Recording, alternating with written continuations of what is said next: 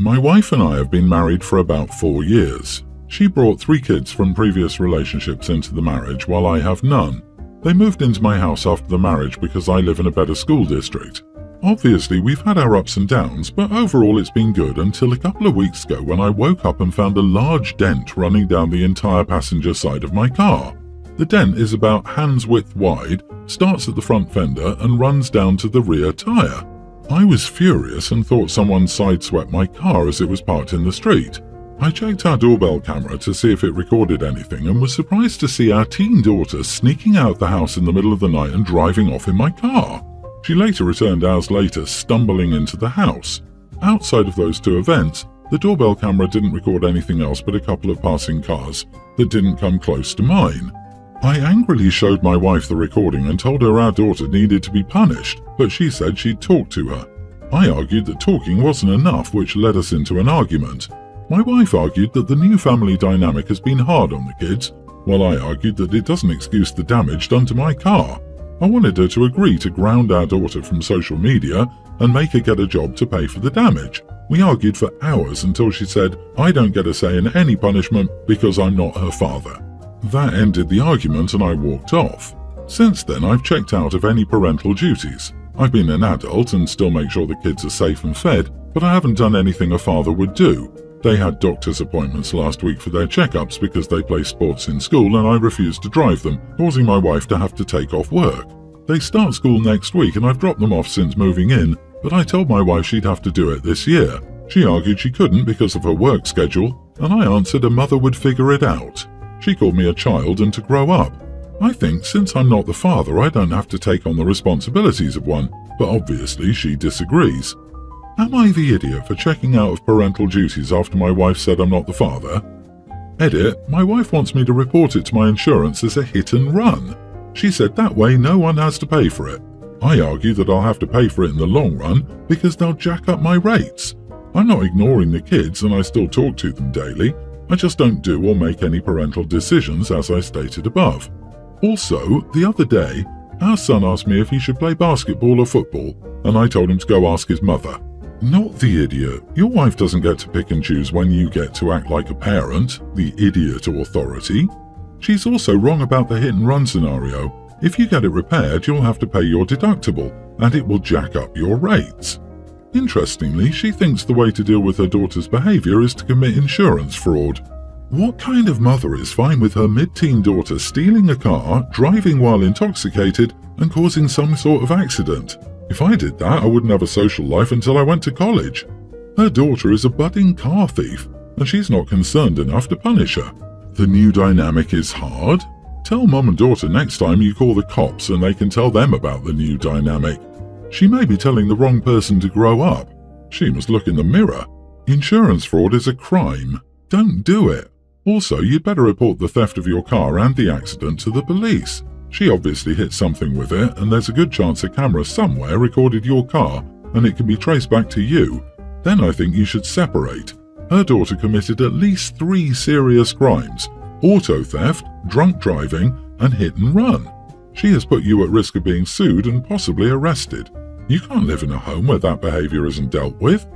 Everyone's the idiot here. Wife and daughter are idiots for obvious reasons. You're an idiot for not taking this seriously enough.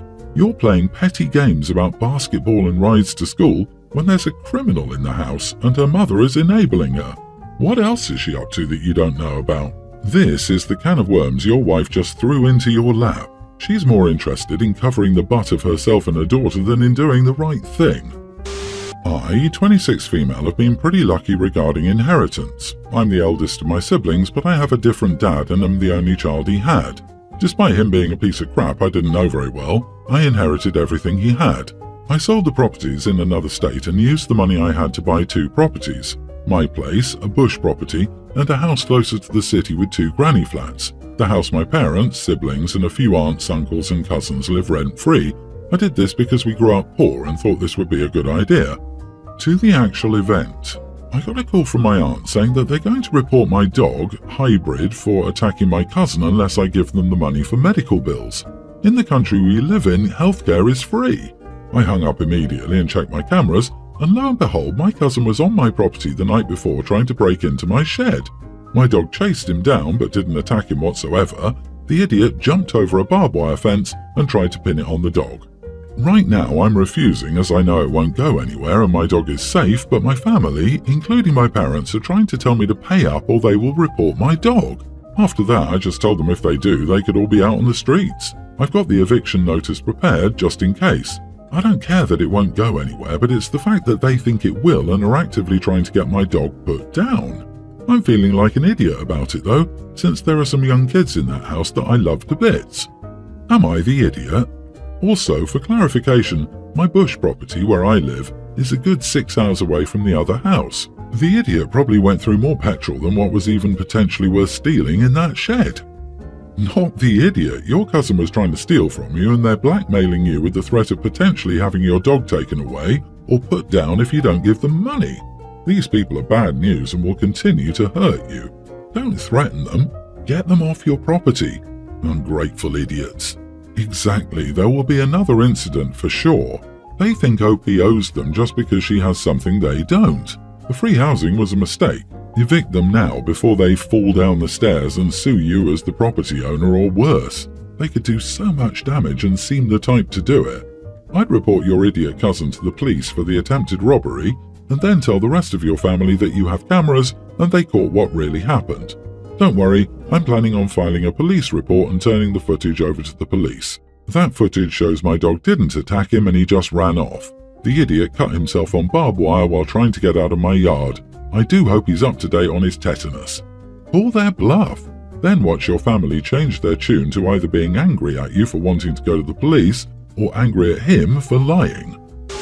I, 25 male, was doing an oil change on my car in the back parking lot of my apartment complex. I wasn't in anyone's way and it took maybe 30 minutes. I clean up after myself. It's technically not allowed, but who gives a damn? I'm paying $3,000 a month.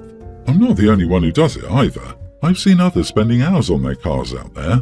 Anyway, this older lady, I don't know, maybe 70s, moved upstairs above me. She's a Karen, constantly in everyone's business and complaining about the dumbest crap. She walked all the way over to me with her crusty white dog and asked if I knew it was against the rules to do mechanics on your car in the lot. I'm like, oh no, I had no idea. She angrily said she'd report me and called me disrespectful. I just ignored her and finished up. I see her speedily walking over to the property manager's office. The next day, I got a fine for $20 wedged in my door, saying they received an anonymous report I was working on my car. I was angry. The property manager, Dan, 40s, male, rode over on his golf cart to chat with me while I was working on it in the past. He's very chill and he doesn't care about most of the policies unless you're committing a crime or actively disturbing the peace. He apologized and said he unfortunately has to do it once someone puts in an official complaint, since his bosses will see it. They'll make a big stink if it's not dealt with. He told me he didn't care. He suggested I do it late at night when it's past Karen's bedtime. I was kind of fed up with her at this point. I asked if I could make an official report that someone has a car in the lot that has had expired tags for the last month. Karen's husband's car. He just had surgery, so they haven't been able to get it renewed at the DMV, I guess. Dan laughed and said, "Oh man, really? That's devious, brother." I said, "Yeah, put that crap in. Our state gives the right for private property owners to tow any car with expired tags without notice." The car was towed the same day and she flipped out. It was hilarious. The cherry on top was Dan informing her he couldn't do anything because they'd received an official complaint. Many neighbours and I were nosy and watched the whole debacle outside.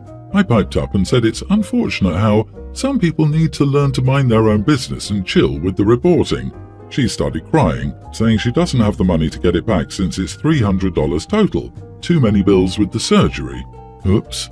I told my buddies. They think it's hilarious, but I've also heard some of my friends call me a major idiot and I went too far, since she's old and taking care of her husband. They said $300 was overkill when I was only fined $20. Whatever. I think she had it coming. She was constantly reporting people for the dumbest things. I mean, she screamed at little kids for colouring chalk on the sidewalk since it's against the rules. She also reported a teenager for keeping his bicycle on his balcony instead of the bike rack. It gets rusty out there with the rain. He's had it up there for years and it was never a problem before she moved in. She's been staying inside for the most part since, so no new reports have come in either. I kind of feel bad since she still hasn't gotten the car out of the impound though. Am I the idiot? Edit, to defend Dan a bit here, he does enforce rules if you're actively screwing around, like if kids are out there drawing slurs on the sidewalk. Yeah, he's going to do something. But little girls drawing rainbows and flowers during the summer vacation? Of course, no one cares. LOL. Except Karen, obviously. Not the idiot. She plays stupid games and finally wins the prize. It's only $20 for you, but how many of your neighbors also receive $20 fines from her? That adds up quickly, so no, you're not the idiot here. She is. Don't let anyone guilt you into that. Plus, people like that have a pattern of being nosy idiots and trying to get everyone to follow suit. It sucks to be her. It would have cost her $0 to mind her business and keep her trap shut. I was all kinds of ready to vote you idiot, especially with the I know I'm breaking the rules but who cares attitude, but realistically, communities only work when people look out for each other rather than trying to screw each other over.